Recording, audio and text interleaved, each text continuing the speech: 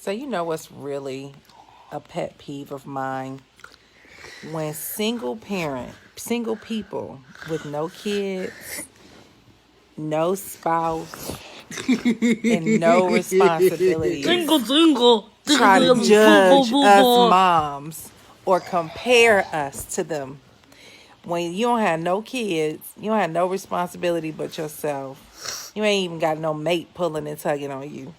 But still, you got a whole lot of opinion about us. What we need to do differently. Boy, what you mean? What we should be, what ain't working, what we should be ashamed of, how we should be doing something else other than what we doing. Just a lot of critiques and criticisms. You know, here's the reality. We don't never get moments alone. Y'all see this? This is you are officially living your life for you plus however many people are in your household. So that means that whatever we do get done, we are squeezing in between a whole lot of responsibilities. So it's so funny because I've had single friends over the years with a lot of opinions.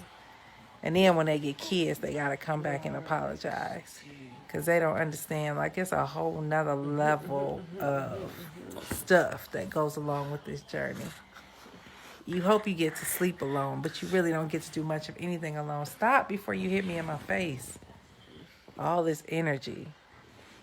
So for all of y'all single people out there. Air today. Why did you take us to urban air? If you don't stop.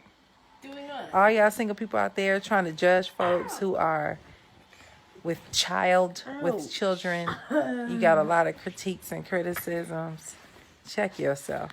Because you over there with number time on your hands to get stuff done.